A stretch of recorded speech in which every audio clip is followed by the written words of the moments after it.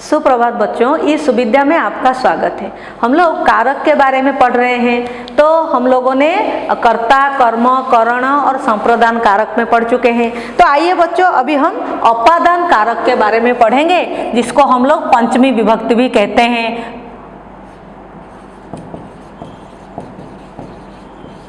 अपादान क्या होता है या अपादान कारक किसे कहते हैं? क्रिया का जिससे अलग होने का एक भाव होता है, उसे हम अपादान कारक कहते हैं। तो आप देखिए, जब क्रिया जिस चीज से अलग होता है या फिर जो चीज वहां पर हमें कुछ अलग होने का भाव देता है, उसे हम कहते हैं अपादान कारक। और इसका चिन्ह हो गया आपका से। तो से कहाँ कहाँ पर हम कैसे पहचानेंगे? ये जो से है, हम लोगों ने कर्ता में लगाया, कर्म में लगाया, करण कारक में भी लगाया। तो कैसे हम लोग जानेंगे कि ये अपादान कारक है? तो आपको तो दिया जाएगा ये कारक पहचानिए, तो ये से आपको दिमाग में कंफ्यूजन लाएगा। तो आप पहले याद कर लीजिए कि से जहां पर लगा है, अगर ये कुछ अलगाव के अर्थ में आता है, अलग होने के अर्थ में आता है, तो आप जानिए ये अपादान कारक है। जैसे कि पेड़ से पत्ते गिरे, तो पेड़ से अर्थात पेड़ से पत्ता अलग हो गया। बंदूक से गोली चली, तो बंदूक से गोली अलग हो गया, तो अलगाव अर्थ में ये आता है। तो यहाँ पर ये से अपादान कारक है। फिर वैसे ही और है, डर के अर्थ में अगर ये इस्तेमाल हुआ है, तो वो कौन सा कारक है? अपादान कारक। बच्चा सांप से डरता है, सांप नेवले से डरता है, तो यहाँ पर देखिए से डरना क्रिया का प्रयोग हुआ, डर के अर्थ में प्रयोग हुआ। तो आप कंफ्यूजन मत होना, ये कर्ता, कर्म, करण कुछ भी नहीं है, ये क्या है? डर के अर्थ में अपादान कारक। फिर आपका हो गया, अगर किसी से तुलना किया जाता है, दो चीजों को जब हम तुलना करते हैं, हम क्या कहते हैं? विनोद माधव से लंबा है, वो मुझसे अच्छा पढ़ता है, वो मुझसे छोटा है। देखिए, दोनों के बीच में तुलना किया गया, इसके लिए से का प्रयोग हुआ।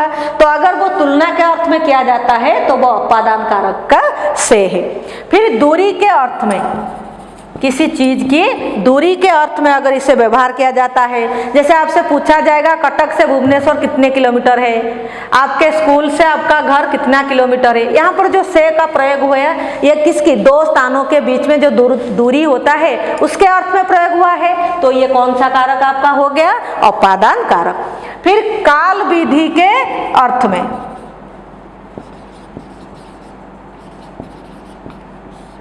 तो काल विधि क्या होता है? तो वह कल से बीमार है। तो यहाँ पर देखिए, कब से बीमार है? एक समय का सूचना दे रहा है, वो कल से बीमार है।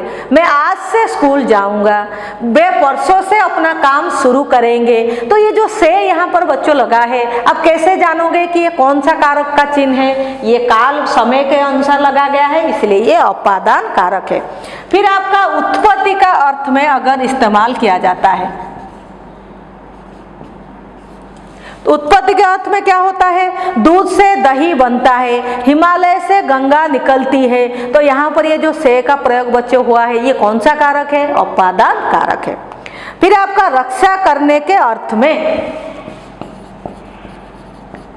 रक्षा करने के अर्थ में पुलिस नागरिकों को बदमाश से बचाती है, पुलिस ने मुझे चोर से बचाया। तो यहाँ पर बच्चों देखिए, रक्षा करने के अर्थ में ये से का प्रयोग हुआ है। तो आप ये अलग होना, डरना, तुलना करना, दूरी, काल विधि, उत्पत्ति और रक्षा, अगर ये 7 चीजों को आप याद कर देते हैं, तो अपादान कारक के से को आप आसानी से पहचान पाओगे। तो बच्चों, हमने आज ये अपादान कारक का से का प्रयोग पढ़ा। तो अभी आइए हम लोग संबंध कारक के बारे में पढ़ते हैं, जिसे हम हमारी जो छठी विभक्ति है, छठी कारक है, उसके बारे में हम पढ़ते हैं। तो हमारा जो छठी विभक्ति है, जो संबंध है, आप तो जानते हैं एक वाक्य में पदों के बीच में संबंध रहता है, लेकिन संज्ञाओं के बीच में जो संपर्क रहता है, वाक्य में जो संज्ञा पद होते हैं, एक से ज्यादा भी हो सकते हैं, तो उनके बीच में जो संपर्क होता है, उन्हें हम क्या कहते हैं? उन्हें हम संबंध कारक कहते हैं। तो संबंध कारक का चिन्ह क्या हो गया?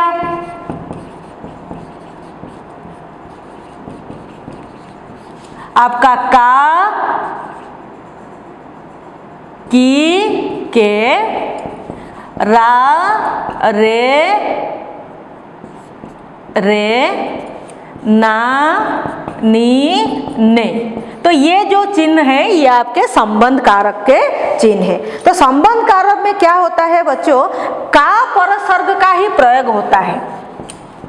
ये का परसर्ग का जो प्रयोग होता है, ये जो का पद है ये विकारी परसर्ग है। अर्थात हम लोगों ने जैसे पढ़ा था जो विकारी पद होते हैं वो लिंग, वचन, काल, पुरुष के हिसाब से बदलते रहते हैं। तो वैसे ही ये जो का परसर्ग है ये विकारी इसलिए है, इसका लिंग, वचन और पुरुष के अनुसार इसमें परिवर्तन होके ये सारे का, की, के रूप आते हैं। तो जैसे कि आप देखते हैं का पुल्लिंग एकवचन है, की स्त्रीलिंग एकवचन है और हम इसे बहुवचन में भी इस्तेमाल करते हैं, और ये के जो है पुल्लिंग का बहुवचन रूप होता है। तो देखिए बच्चों कैसे लिंग और वचन के अनुसार संज्ञा में कैसे का, की, के का परिवर्तन होता है। उसका भाई, लेकिन जब हम बहन का प्रयोग करेंगे क्या हो जाएगा, उसकी बहन, उसके बच्चे। गोपाल का घर, गोपाल की गाय, गोपाल के गांव वाले। उनका घोड़ा, उनकी घोड़ी, घोड़े, उनके कपड़े। बच्चों का खेल, बच्चों की नानी, बच्चों के खिलौने। तो वैसे ही हम लोग क्या करेंगे बच्चों, जो हमारे उत्तम पुरुष और मध्यम पुरुष में हमारा रा, री, रे लगते हैं। हमारा जो उत्तम पुरुष होते हैं मैं और हम, फिर मध्यम पुरुष में आप तुम होते हैं, तो वहां पर हमारा क्या होता है, रा, री, रे का प्रयोग होता है। तो उत्तम पुरुष मैं के साथ जब का प्रयोग होगा तो क्या हो जाएगा, मेरा। मैं के साथ जब की का प्रयोग होगा तो क्या हो जाएगा, मेरी। तो ये का ही परिवर्तन रूप है ये सभी। तो उत्तम पुरुष और मध्यम पुरुष में का प्रयोग होके क्या बन गया, रा, री, रे। मेरा मस्तक, मेरी कमर, मेरे हाथ, हमारा मकान, हमारी गौशाला, हमारे खेत। तो बच्चे जो हमारा ना, नी, ने रहा, ये आपका एक निजवाचक सर्वनाम है, उसका नाम है आप। तो आपके पास जब का प्रयोग होता है अपना, अपने, अपनी, तो क्या हो गए, अपना घर, अपनी लाठी, अपने बैल। तो बच्चों देखिए कैसे का एक विकारी परसर्ग होने के कारण लिंग, वचन और पुरुष के अनुसार इसके रूप परिवर्तन हुए, और ये सारे किसके चिन्ह है, संबंध कारक के चिन्ह होता है। तो आप आसानी से संज्ञाओं के बीच अगर इनका प्रयोग हुआ है आप संबंध कारक बता सकते हैं। और एकवचन पुल्लिंग शब्द के बाद परसर्ग आने से का के हो जाता है। हम लोगों ने पढ़ा था, जब वचन हम लोगों ने पढ़ा था उसमें जब परसर्ग का इस्तेमाल हम लोगों ने किया था, जैसे बच्चा, उसके पास जब का प्रयोग होगा हम लोगों ने क्या कहा था, आकारांत पुल्लिंग जब एकवचन में हो उसके साथ परसर्ग का प्रयोग होता है तो वो क्या हो जाता है, बच्चे का। और क्या होता है बच्चों, जब इसके पास और एक परसर्ग आ जाएगा, जैसे कि उसका घर, उसके साथ अगर मैं और एक परसर्ग लगाऊंगी तो इसके हिसाब से ये परिवर्तन होगा, उसके हिसाब से ये परिवर्तन होगा, क्या हो जाएगा, उसके घर में, उनके बच्चे के लिए। तो ये ऐसे परिवर्तन होते रहते हैं। अभी आइए बच्चों हम लोग जो हमारा सातवीं कारक है, विभक्ति है, उसे पढ़ते हैं, जो है अधिकरण कारक।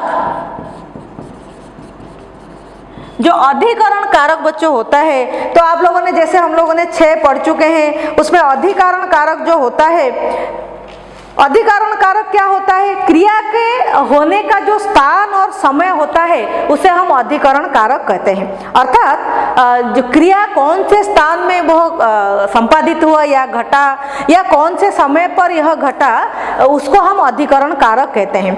तो हम लोग वाक्य में कोई स्थान या समय अगर है उसके साथ ही अधिकरण कारक का प्रयोग होता है, जिसका चिन्ह होता है में और पर।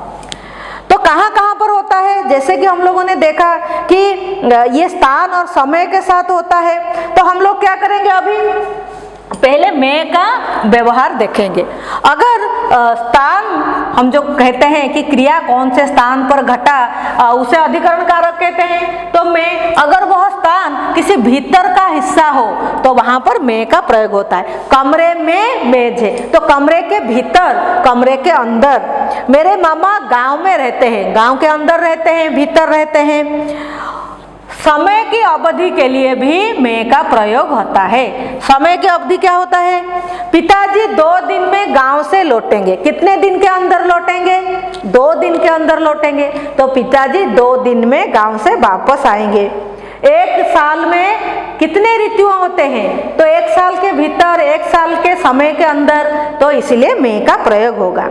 अगर तुलनात्मक चित्र लें तो उसमें भी हमारा मैं का प्रयोग होता है। जैसे दिनेश और विनोद में कौन ज्यादा सुंदर है, तो यहाँ पर मैं का प्रयोग हुआ। तो हम लोग तुलनात्मक चित्र के लिए भी मैं का प्रयोग करते हैं। फिर मूल्य बतलाने के लिए भी मैं का प्रयोग होता है। तुमने कलम कितने में खरीदी? मैंने यह रजिस्टर 50 रुपए में खरीदा। अब आलू प्रति किलो 10 रुपए में मिलता है। तो आप मैं को देखते ही पहचान जाओगे कि यह अधिकरण कारक है। सिर्फ आपको याद रखना है स्थान, समय, तुलना और मूल्यों के हिसाब से आपको मैं का प्रयोग करना है। फिर पर का प्रयोग कहाँ होता है? ऊपर की स्थिति, जैसे अंदर की स्थिति बतलाने के लिए हमने मैं का प्रयोग किया, जैसे ऊपर की स्थिति का प्रयोग करने के लिए हम पर का प्रयोग करेंगे। दूरी बतलाने के लिए, कुछ दूरी पर एक तालाब है, नदी थोड़ी दूर पर है, तो यहाँ पर बच्चों हम लोग क्या करेंगे? पर का इस्तेमाल करेंगे। ठीक समय की सूचना देने पर 2:30 पर गाड़ी आएगी, तो ये सटीक समय है। क्रियार्थक संज्ञा के समय होने पर नाटक शुरू होगा। मेरे कहने पर वह मान गया, आप वहां जाने पर सब खुश हुए। फिर किसी के प्रति या किसी के विषय में अगर कोई प्रतिक्रिया हम लोग प्रकट करते हैं तो भी हम पर का इस्तेमाल करेंगे। मुझ पर भरोसा रखो, इस मुद्दे पर आज चर्चा होगी, जीवों पर दया करो। इसके अलावा बच्चों अधिकरण कारक में को का प्रयोग भी होता है। तो ये को तो हम लोगों ने कर्ता, कर्म में और संप्रदान कारक में भी प्रयोग किया है। तो अधिकरण कारक का को हम कैसे पहचानेंगे? जो कालवाचक शब्द होते हैं उनके साथ ये को का प्रयोग होता है। कालवाचक यानी समय, तो हम लोगों ने पहले पढ़ लिया अधिकरण कारक किससे कहते हैं? स्थान या समय को हम लोग अधिकरण कारक कहते हैं। तो आप उस को देख लेना कि अगर यह काल के लिए, समय के लिए इस्तेमाल किया गया है तो आप इसे अधिकरण कारक का चिन्ह बता दीजिए। ये कर्ता, कर्म या आपका संप्रदान नहीं है, ये कौन सा चिन्ह हो गया? अधिकरण चिन्ह। तुम इतवार को हमारे घर पर आना, तो यहाँ काल सूचक कौन से दिन आना, कौन से समय पर आना? इतवार को। फिर दिशा के लिए जरा ऊपर को देखो, मैं यहाँ बैठी हूँ, तो किधर देखूं? दिशा के लिए कौन से दिशा में मैं बैठी हूँ? ऊपर दिशा में, तो इसलिए यहाँ पर को का प्रयोग होता है। तो बच्चों आज हमने जो हमारे जो संबंध कारक, अपादान कारक, संबंध कारक और अधिकरण कारक का अध्ययन हमने किया। आज के लिए बस इतना ही। धन्यवाद।